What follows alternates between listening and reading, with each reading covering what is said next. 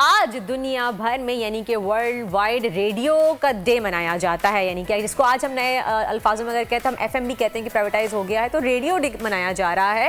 वक्त बदल गया है, पहले टीवी फिर सोशल मीडिया ने अपनी जगह ज़रूर बना ली है, लेकिन आज भी आप रेडियो की अहमियत से इनकार नहीं कर सकते, क्योंकि दुनिया में किसी भी आपको कोई बड़ा काम करना हो या कोई भी आपके सोशल मीडिया हो, आपका टेलीविज़न हो, अगर इससे रब्ता मुनक़ता हो जाता है आपका, लेकिन रेडियो ऐसी वाहिद चीज़ है जो हमेशा आपको कनेक्ट रखता है एक दूसरे के साथ। यकीनन, और मैं कहूँगा कि रेडियो के आलमी दिन पर पाकिस्तान की सबसे बड़ी आवाज़ का जहान फ़ानी से कूच कर जाना ज़िया मोइनुद्दीन साहब का एक बड़ा सानिया है, अलमिया है, हमारे लिए एक बहुत बड़ा नुकसान है। ऐसी खला पैदा हुई है उनके जाने से जो कभी पुर हो नहीं सकती है। लेकिन हमारे साथ रेडियो से जुड़े एक लेजेंड शख्सियत इस वक्त स्टूडियो में वर्दा मौजूद है। बिल्कुल, और अजमल शोबी जो किसी तारुफ के मोहताज नहीं है, एक ब्रॉडकास्टर हैं और रेडियो पाकिस्तान के दौर से ये कर रहे हैं काम, तो इनको वेलकम कहेंगे अपने शो में। अस्सलाम वालेकुम अजमल साहब। वालेकुम अस्सलाम। बहुत बहुत शुक्रिया हमारे 35 साल दिए सर आपने रेडियो को।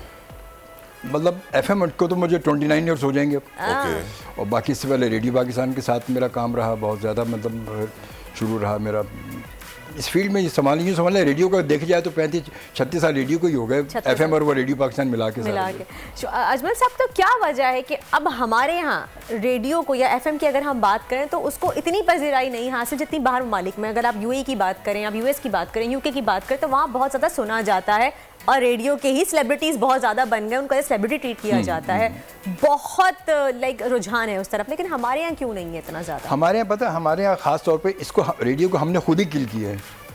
मतलब हमारे यहाँ आम तौर पे हम खुद ही कहते हैं रेडियो। अभी भी मैं जब किसी गेस्ट को बुलाता हूँ या किसी बात होती है, चाहे वो कोई भी होता है, शोबिज़ के हैं या हमारी कहते हैं रेडियो कौन सुनता है। हाँ। अच्छा, जब वो कहते हैं रेडियो कौन सुनता है, मैंने कहा अच्छा आप आ जाएँ, अगर आपको ये लगे कोई नहीं सुन रहा ना तो आप चले जाइएगा। जब आकर बैठते हैं वो, तो जब वो हम लाइव कॉल्स भी लेते हैं प्रोग्राम में, फिर अब ये कि सोशल मीडिया का दौर है तो हम फेसबुक पे लाइव वीडियो भी अब जारी होती है उसकी, जब उसके कमेंट्स आने शुरू होते हैं तो फिर वक्त गुजर जाते, कहते हैं यार 2 घंटे गुजर के, यार इतने लोग सुनते हैं इस वक्त भी, लोग अभी भी सुनते हैं। मगर हमारी सोच ऐसी हो गई कि आम तौर पे हमने कह दिया कि रेडियो ख़त्म हो गया, रेडियो ख़त्म हो गया। रेडियो ख़त्म कभी भी हो ही नहीं सकता, कभी ख़त्म नहीं हो सकता किसी भी दौर में, क्योंकि इसकी अपनी एक तारीख़ी अहमियत है।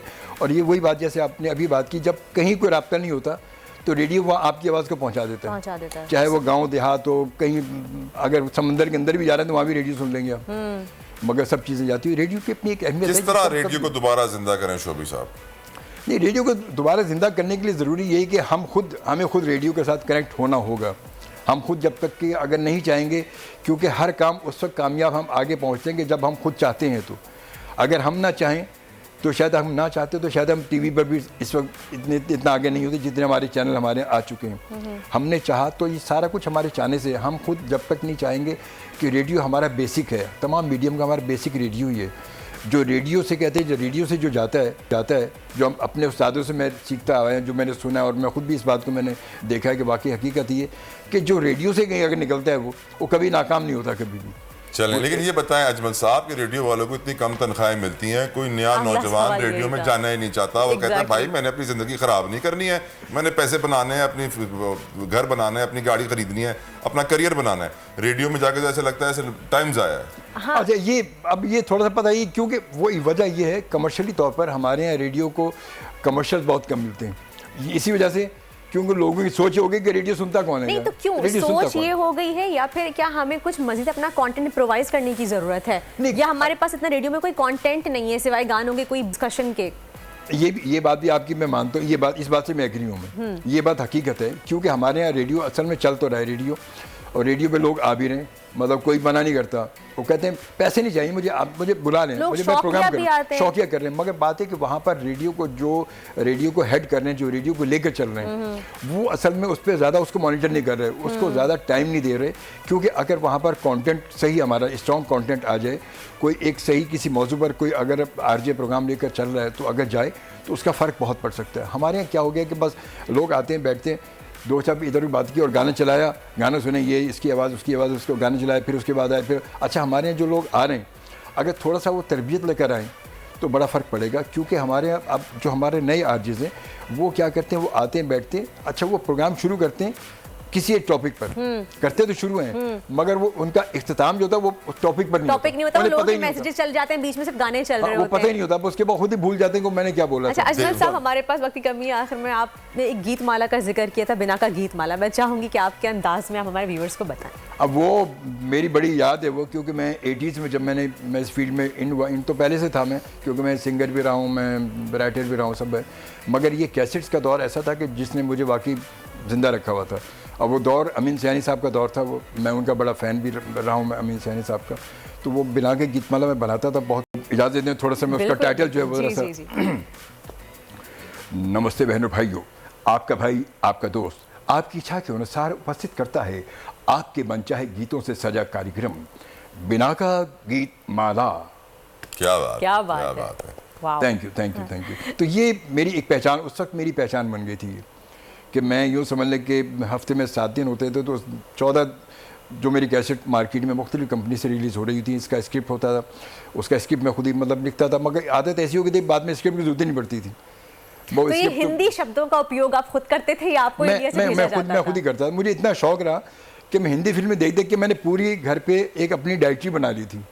अच्छा, फिर उनको सुनने के बाद उनका तलफ़ुज़, क्योंकि हिंदी में तलफ़ुज़ का बड़ा फ़र्क है, ज़ेर ज़बर से बड़ी फ़र्क पड़ जाता है कि वो मतलब समात करना, समात और ये करना, वो तो सारे फ़र्क, मैं उसको भाई सुन के उसको याद करता था।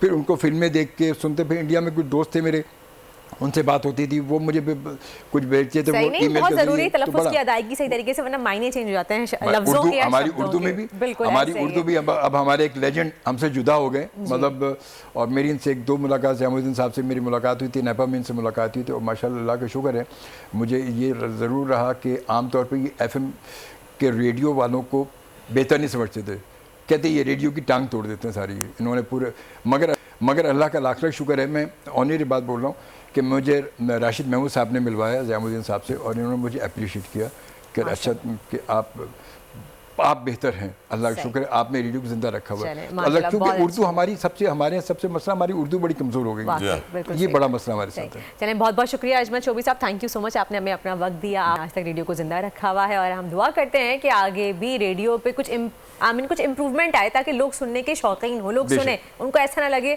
कि जी वो टाइम वेस्ट कर रहे हैं। बोल उड़ाएगा सबका होश, भूल जाएंगे सब अपना जोश।